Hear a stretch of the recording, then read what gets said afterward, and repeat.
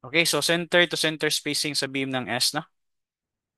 So, take note nga ang dapat nga L na to should be the clear span, no? And given ang width sa beam, no? Width sa beam is 300. So meaning our S or our LA, no? Our LA should be kare LA ni siya, no? Our LA should be S minus 300, no? Our S is 2.8, no? So dapat ang ato ang LA should be minus 0.3, so dapat 2.5 siya, no? 2.5. So dapat 2.5 din dire squared. So dapat ka na siya. So ato i-calculate. So 12 times 2.5 squared divided by 16. Ito ba?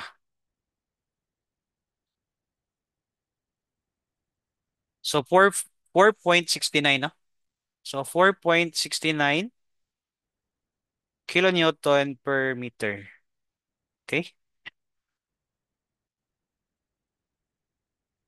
So atong i-check sakto ba?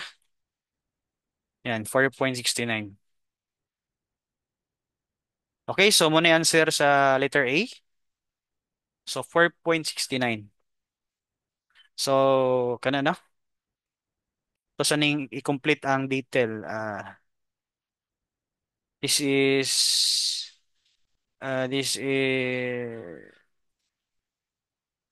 okay, this is again this is interior span. Ano, interior. This is exterior span, ES. Kare exterior span and kare mo is interior span. Okay, let's proceed sa question number 2. So proceed sa question number 2, letter B. Determine the required spacing of the slab reinforcing bars near beam FG. So FJ kanino? Kani si beam FG. Kana mo ni si beam FJ kana. No?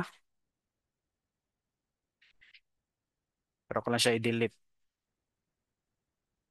Okay, so determine the required spacing. Ang ipangutana is ang required spacing, no? Kani, required spacing of the slab near beam FG. So, kung itong tanawon na to sa section, mo ni si beam FG, no? Kana. Kung magtanaw ko, pana, no? FJ, kani si JK. Di ba? JK. Kani si, uh, kani si BC. Kani si NO. No? I don't know if ma-visualize pa ninyo, no? But try to visualize, no? So, this is FJ, this is JK. Okay? So, ang ipangutana is determine the required spacing of the slab reinforcing bars near beam FJ, no? When you say near, duol, di ba? So, it means that ang ipasabot diyan is at support, no? At support. At support siya. So, dari nga part yung ipangita. So, kung mag-drawing to drawing on nato ang ano, drawing on nato ang moment diagram near support. So, yung ipangita is negative moment na, di no? Nasaan ako yung drawing?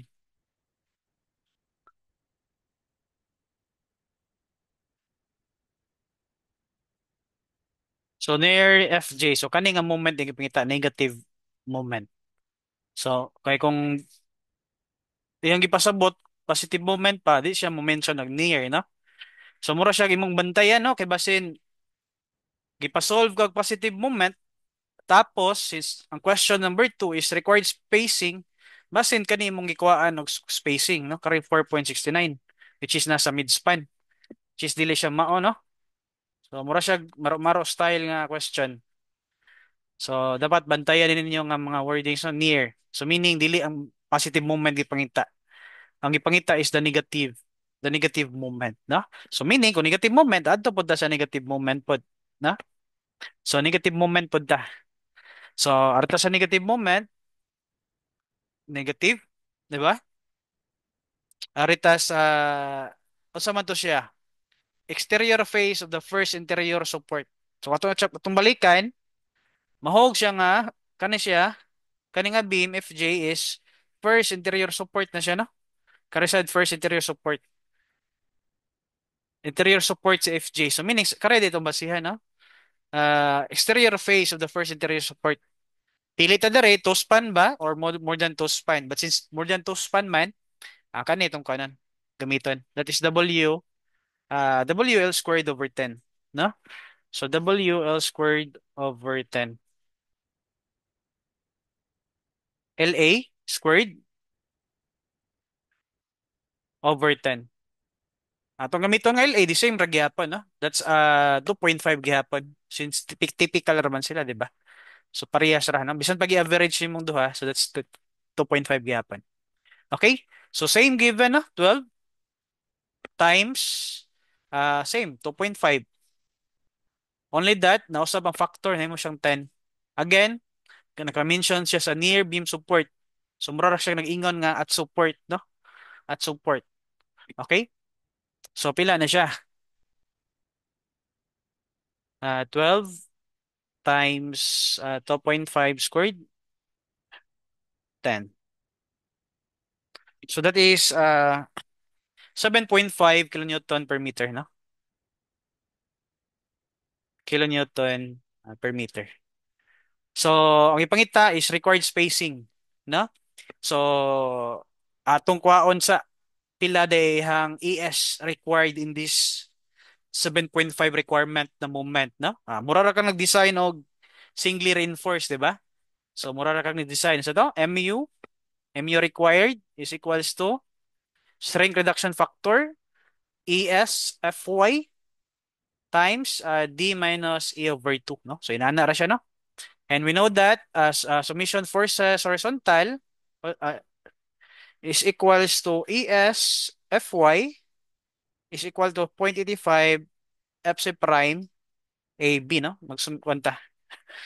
Dapat equal sila, no? Kung di mag-equal, masigig vibrate imong beam.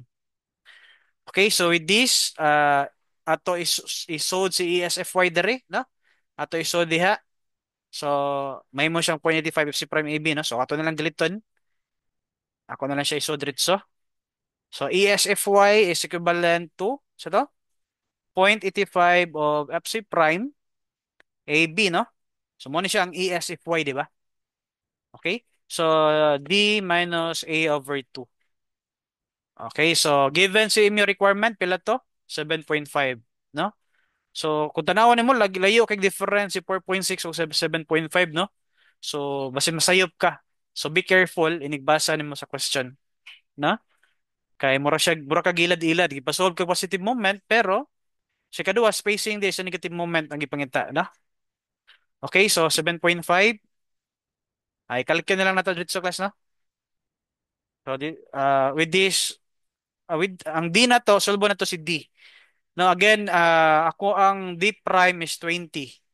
D prime na ako is 20. When you say D prime, kana ano, mani mong point, ang D prime is from the face of the beam, no? To centroid of the ES. Muna siya D prime, muna siya ES. And our D is kani sa pikas. So our D is 100 given the thickness is slab minus 20. D is equals to 80 mm. So that is our effective depth sa slab, no? And for if you're designing a slab, magkuha ra kag 1 meter strip, no? Kuha ra kag 1 meter strip dire. Kana this is 1 meter strip. Kana 1 meter. Meaning imuhang B or the width of the slab is 1,000 mm, no? Mo na imong width sa slab. So with that, given na tanan FC prime, si FY given, so we will be able to get the value of the A, no? Actual A and C. And with this C, we will be able to check if ni-yield ba siya. And yield gina siya. Okay, dako kay ang slab. So ito i-check. So requirement is 7.5, di ba? And we should convert this into Newton mm, no? Para consistent ta sa units, no? 7.5 times 10 to the power of 6 Newton mm na siya. Okay? String reduction factor, 0.9 times 0.85. FC prime na to is 20.7. And A is the atong gipangita. And B, again, that is 1,000 mm. We need to consider 1 meter strip, no? If we are designing slab. D na to is 80 minus alpha x divided by 2. And masolve na to si actual A. And that is 16.16 na mm. C na to, since FC prime is less than 28, no? So that is beta na to is 0.85, no? Beta. So 6.16 divided by 0.85 beta. So our C is 7.25, no? Now if we check the value of the Fs prime or the actual stress of the steel, we have 680 minus C, 7.25 over 7.25, 600D minus 6 to ba? So this is dako kay siya, no? Fs is more than 1,000 megapascal. And with that, since Fs is more than 1,000, strength reduction factor 0.9 is correct, no? Our assumption na 0.9. Okay? So therefore, Fs is equals to Fy. So with that, we will be able to get the value of Es, no? Es, no? Submission forces horizontal again, diba? 0.85 Fc prime AB over Fy. And with this, we will be able to get the value of Es, no? Es na to is atong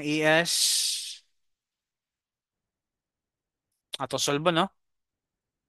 0.85 times Fc prime 20.7. A na to is 1,000. No, A na to is 6.16 and our B is 1,000 divided by Fy. Fy na to is 275.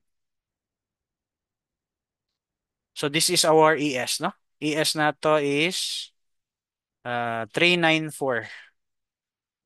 394.128 uh, mm squared.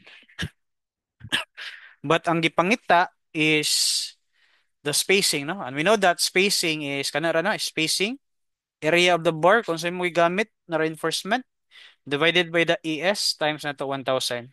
And with this, compute na to si spacing, no? So, ato i-check. Ako lang i-store sa C. So, pi 4 times. So, I think 10 mm, no? So, times 10 squared over. Nasa C na ko i-store si ES, no? Times 1,000. And this is the spacing now. 199.27. But ang nasa choices ani is 200. Not 200. So, kana, no? Okay. Pero, mo answer. Pero try to solve, no? Nga, ay mong i-consider there is lahi nga D, di ba? Try to solve nga ang D is, I think, 100 minus 20 minus the one half of the rebar, no? I think 75. Try to solve sa mo gawas, no? Okay? But for now, we'll use 80. Kay, ang pagsabot sa 20 is the D prime. Okay? Next is letter C, determine the maximum spacing of the slab reinforcing bar as prescribed by the NSCP. Na? So, the maximum spacing. So, mura siya limit, no? So, kung imong na-compute is dako kayo, dapat di ka mo lapas ang maximum spacing given by the code, no?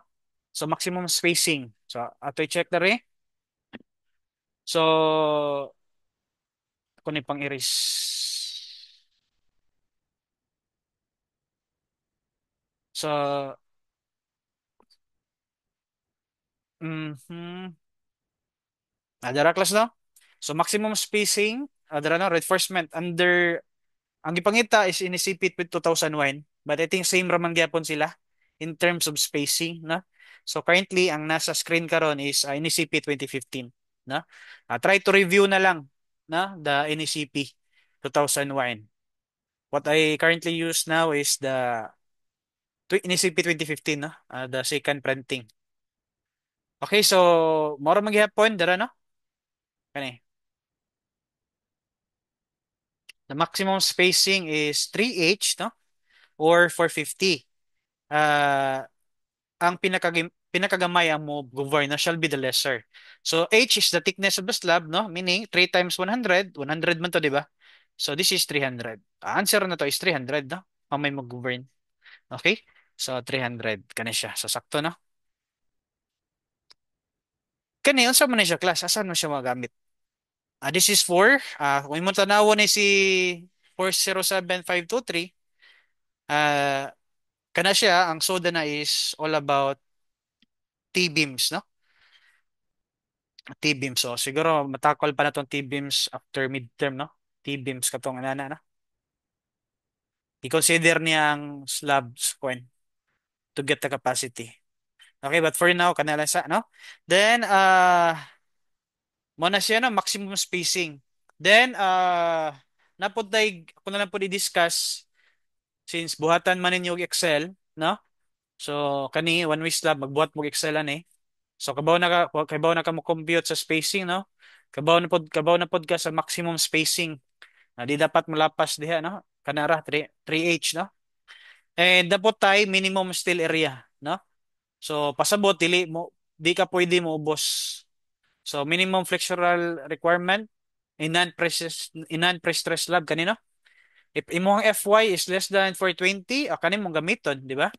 So atong FY sa atong case, FY na to is to 75, so kani mo govern.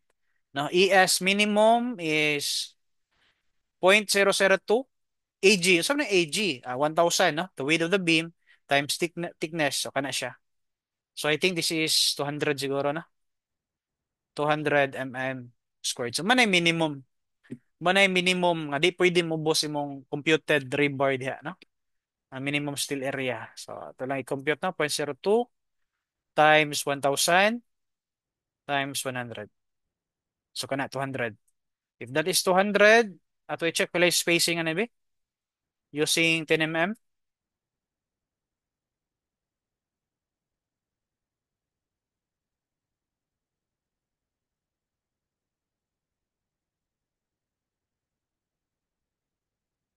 Sorry, 9 to, no?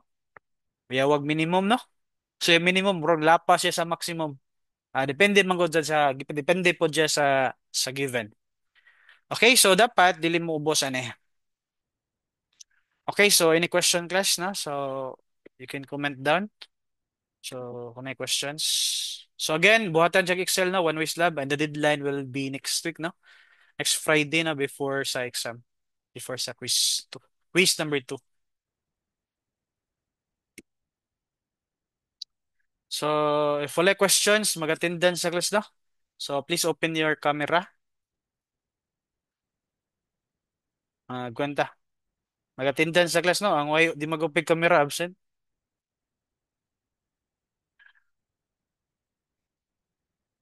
Musta naman mo? Di mo una ko. Excuse me, sir. Di mo una akong camera, sir. Hello, saan mo na? Absent ka ni Ron. Nadaot, sir. Laptop mo gamit, sir. Sige lang, no? Naikuan na rin. Sige, smile. Open your camera. Okay, 1, 2, 3. Smile ba na? Okay na class, no? So, thank you. So, see you next week sa quiz number 2. Pwede na mo left the group. So, pag-close.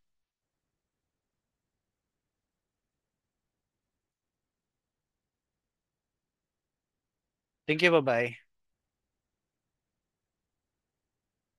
Ano sa mo na eh? Bye, sir. Bye-bye.